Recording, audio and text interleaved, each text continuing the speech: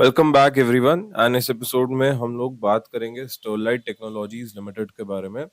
देखिए, आज के दिन में करीब 10% के आसपास का ब्रेकडाउन जो है इस पर्टिकुलर स्टॉक में देखने को मिला है। बिजनेस की बात करें तो यहाँ पे कंपनी का जो बिजनेस है ऑप्टिकल फाइबर केबल्स हो गए, यहाँ पे आकर आप देख सकते हैं सारे क्लासेस जो इनके पास मिल जाएंगे। इसके अलावा ऑप्टिकल फाइबर्स हो गए एंड ऑप्टिकल कनेक्टिविटी हो गए।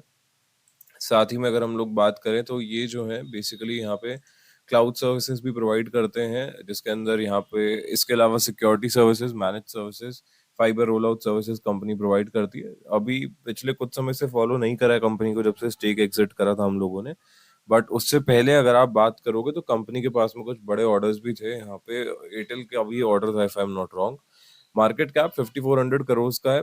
अच्छा, बोलना भूल जाते हैं, अगर पसंद एपिसोड पसंद आता है तो प्लीज लाइक शेयर सब्सक्राइब जरूर करना। It really means a lot to us. Stock का पी 24 पे, इंडस्ट्री के पी के बहुत क्लोज है। मार्केट कैप 5400 करोड़ का। आरओई थोड़ा डाउन साइड पे है। प्राइस टू बुक 2.5 है। डेट टू इक्विटी 1.73 है। सेल्स ग्रोथ 16-17% के आसपास है। बट ये 5 साल की है, 3 साल की देखते हैं। इसके अलावा आज रिजल्ट भी आया है, शायद कंपनी का रिजल्ट बहुत अट्रैक्टिव नहीं था, थोड़ा सा डाउन साइड पे गई है सेल्स, वो जिसकी वजह से प्रॉब्लम हुई है रिजल्ट साइड पे। अगर आप लोग बात करोगे, नेट प्रॉफिट 40 करोड़ से घट के 32 करोड़ तक हुआ है।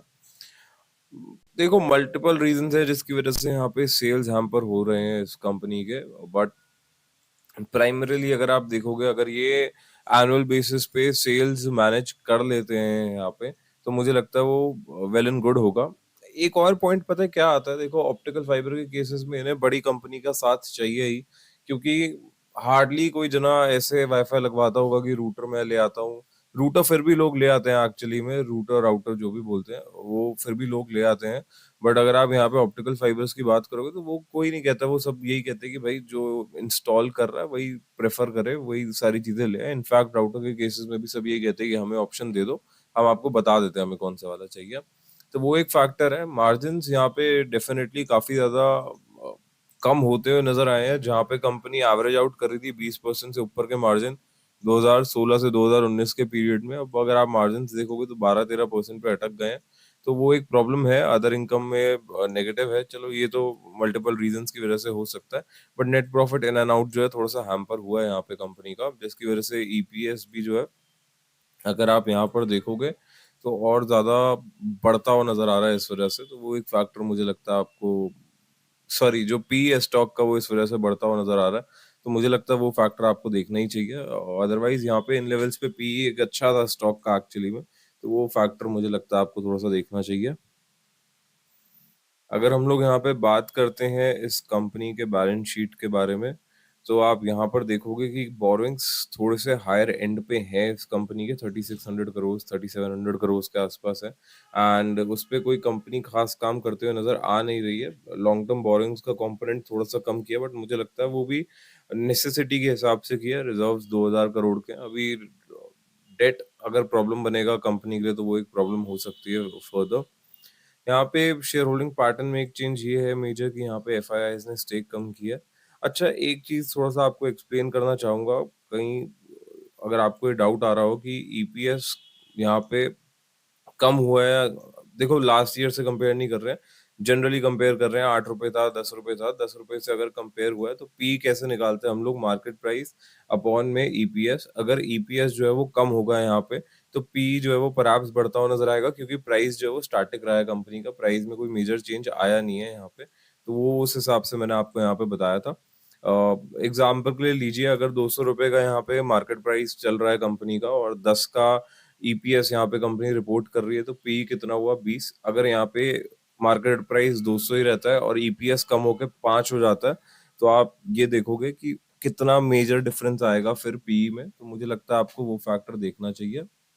एंड यहाँ से अगर आप देखोगे तो सीधा बढ़ के वो 40 की तरफ हो गया, तो वो फैक्टर है जो यहाँ पे आपको काउंट इन करना चाहिए। बट एनीवेज, अगर हम लोग यहाँ पे बात करते हैं इस कंपनी के लास्ट कॉर्पोरेट एक्शन की, 8 अगस्त 2023, 1 रुपए का डिविडेंड देखने को मिला था। देखो, ब्रेकडाउन के साथ में वॉल्यूम ने कैचअप किया है। वो एक फैक्टर है जो थोड़ा सा देखने वाला है, जो थोड़ा सा कंसर्निंग है एक्चुअली में। और लास्ट फ्यू ईयर अगर हम लोग यहाँ पर देखते हैं, इस लेवल से अगर हम लोग देख रहे हैं, ये हटाना पड़ेगा 1 मिनट। 2022 से मतलब 1-1.5 साल हो गया सबसे पहले इस जोन में अटके हुए, जोन नहीं ब्रेक हुआ है।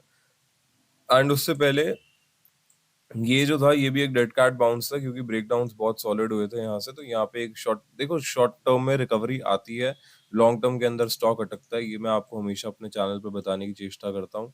उसके बाद में स्टॉक अटका रहा इस लेवल पे, एंड अब जो है फाइनली एक ब्रेकडाउन देखने को मिला है। वॉल्यूम ने सपोर्ट करा है।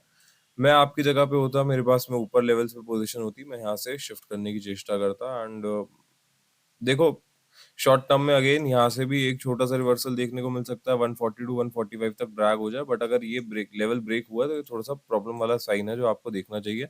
इस लेवल पे भी देखो, यहाँ पे ये चीज हो रखी है। मैं थोड़ा सा डिस्कस करते हैं इसको भी। बट आप यहाँ पे देखो कि वॉल्यूम्स जो है वो बिल्कुल सपोर्ट नहीं कर रहे थे, एंड वॉल्यूम्स का ही मेन गेम होता है। वॉल्यूम्स आप यहाँ पर देखोगे तो कितने हैं, 2.87 मिलियन। एंड आज के दिन के ब्रेकडाउन्स के अगर आप वॉल्यूम देखोगे तो वॉल्यूम है ऑलमोस्ट 20 मिलियन। तो वो एक फैक्टर है जो मुझे लगता है यहाँ पे आपको थोड़ा सा देखना चाहिए। इन एंड आउट, मैं नए पोजीशंस बनाना डेफिनेटली यहाँ पे तो नहीं कंसिडर करूंगा कंपनी में। मुझे इस सेक्टर में भी खैर कोई खास इंटरेस्ट है नहीं, अगर आप ऑनेस्टली पूछोगे। केबल्स में मुझे मजा आता है, जो ऑटो इंसुलरी वाली केबल्स होती है ना, जो ब्रेक्स में चाहिए होती है, उन सब में मुझे ज्यादा मजा आता है। इनमें मुझे थोड़ा कम मजा आता है कंपैरेटिवली।